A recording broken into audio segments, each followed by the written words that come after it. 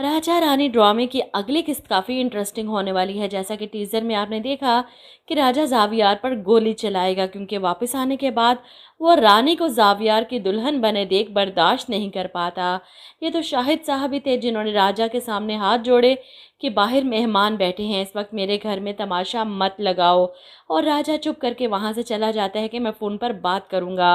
ज़ावियार को देखकर इसे तसल्ली हो चुकी है कि रानी का इसके साथ गुजारा कभी नहीं हो सकता, लेकिन घर जाकर भी वो बेचैन रहता है। इसका बस नहीं चलता किसी तरह इस साईं को हटाकर खुद रानी के साथ बैठ जाए, इससे शादी कर ले, इसे अपना बना ले हमेशा के लिए।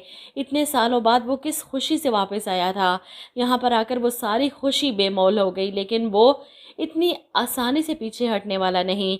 वहीं दूसरी तरफ रानी जो कमरे में बैठी रो रही है कि राजा ने इस मौके पर आकर सिर्फ इसका दिल ही दुखाया है। क्या था अगर एक दिन पहले आ जाता तो शायद वो कबूल है ना कहती। लेकिन अब ज़ावियार इसका शौहर है जो इसके सामने बैठा इससे सवाल कर रहा है, ये क्यों कहा उसने कि ओ मिस्टर, रानी सिर्फ राजा की है। इस पर रानी रोते हुए कहती है, मैं तुम्हें नहीं खोना चाहती थी, तुम्हारे साथ रहने के लिए मैंने तुमसे शादी कर ली, तुम्हारी बीवी बन गई। जब तुम्हारी बीवी बन गई तो राजा आ गया। जिस तरह रोते हुए अजियत से वो ये बातें ज़ावियार को बता रही है, ऐसा लग ही नहीं रहा कि कोई ड्रामा है। इतनी नेचुरल एक्टिंग की है इसने यहाँ पर कि अवार्ड मिलना चाहिए इसे, बहुत प्यारी लग रही है। खैर, इसे अंदाज़ा ही नहीं कि असल राजा तो इसका ज़ावियार ही है। खैर, ज़ावियार इसे कहता है, रानी मुझे बहुत भूख लग रही है और मैंने खाना भी नहीं खाया। ये सुनकर रानी ज़ावियार से कहती है, अच्छा ठीक है, तुम छत पर चलो, मैं तुम्हारे लिए खाना लेकर आती हूँ। अब ये दोनों छत पर बैठे हैं। जब ज़ावियार इसे कहता है, तुम अपने हाथों से खिलाओ ना मुझे खाना, रानी इसे खाना खिलाती है तो वो भी इसे खिलाता है।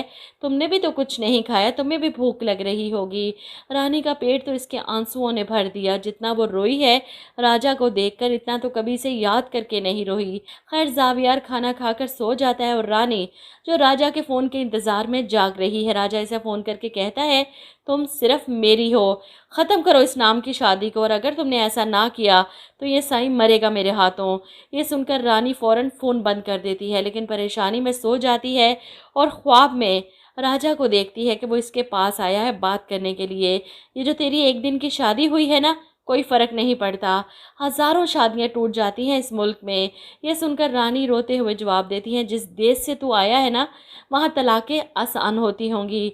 यहाँ की औरत चाहे दिल दे या ज़ुबान, मरते दम तक इसे निभाती है। चला जा वापस जहाँ से आया था, अब यहाँ पर तेरा कोई नहीं।